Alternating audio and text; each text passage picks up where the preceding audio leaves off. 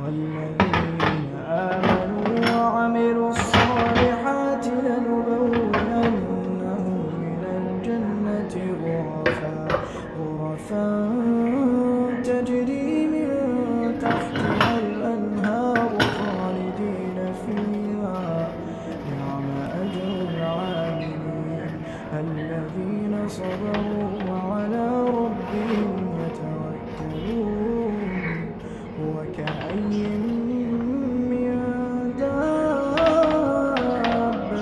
لا تحمل رزقها الله يرزقها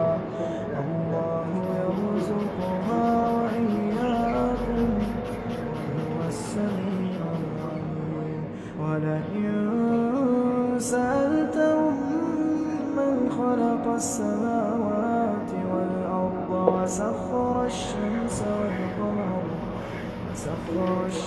والقمر ليقولن الله.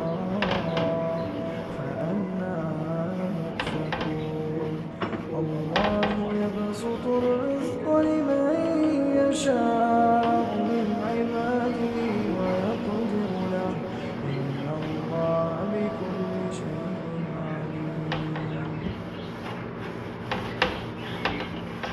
تبسم ضاحكا من قولها وقال رب أوزعني أن أشكر نعمتك التي أنعمت علي وعلى والدي وأن أعمل صالحا ترضاه وأدخلني برحمتك في عبادك الصالحين. وتفقد الطير فقال ما لي لا أرى الهدهد أم كان من الغائبين. لأعذبنه عذابا شديدا أو لأذبحنه أو لياتيني بسلطان قوم إنما هذه الحياة الدنيا متاع وإن الآخرة هي دار القرار.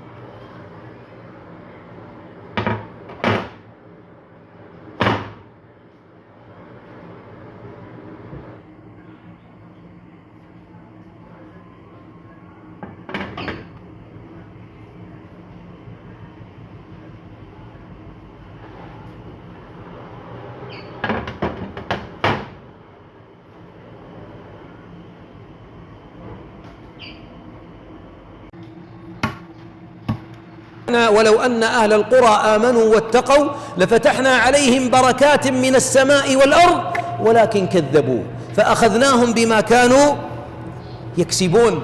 ولذلك دائما اعلم أيها الحبيب أن عدم تحقيق التقوى هي سبب النكبات في الحياة.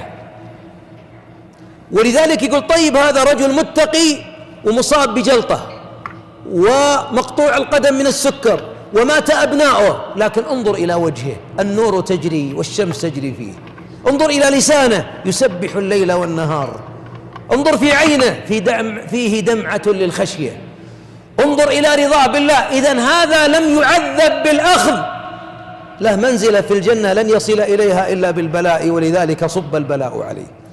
وتنظر في آخر يعطيه الله على معصيته حتى إذا غرق.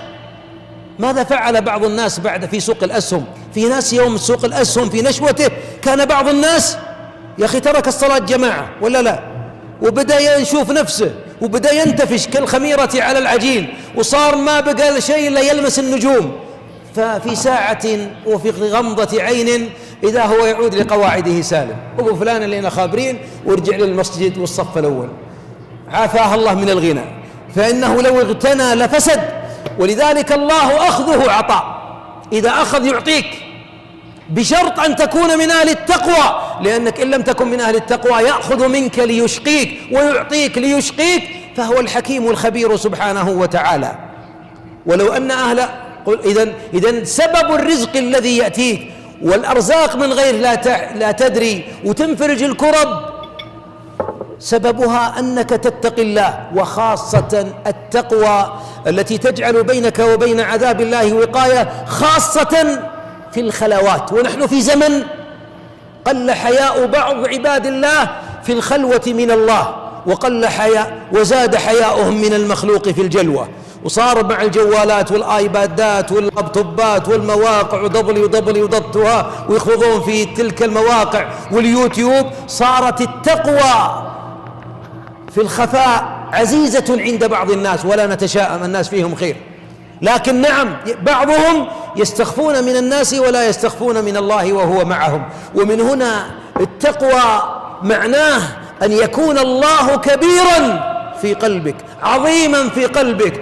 ولمن خاف مقام ربه جنتان، هذا الخوف مع الحب مع الرجاء، لأنك لا تعبد الله بالخوف فقط، لا بد أن تحبه وأن ترجوه وأن تخافه. هذه الجداول الجميلة الثلاثة تصب في قلبك فينبت الإيمان، لأن الخوف يوصل للقنوط، والرجاء يوصل إلى الأمن من مكر الله، وعدم الحب يصحر قلبك، فلا بد تحبه وتخافه وترجوه. هذا التقوى الذي هذه الميازيب الثلاثة التي تصب في قلبك تورق إيمانا ومعرفة بالرحمن.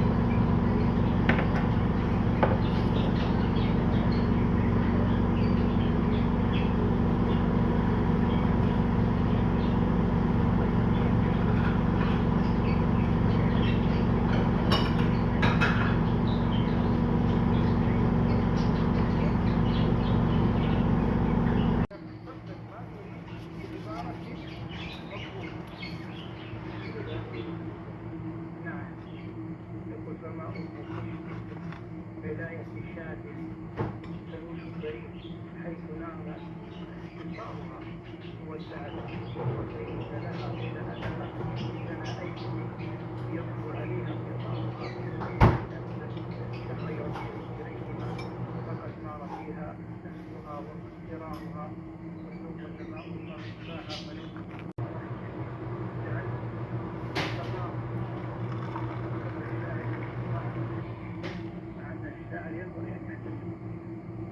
لاحظ أن سمعتم الآن يتكلمون كثيرا منهم يقولون عندما قال أبو الطيب كذا كذا إنما أراد فيها هذه مبالغة في الصراحة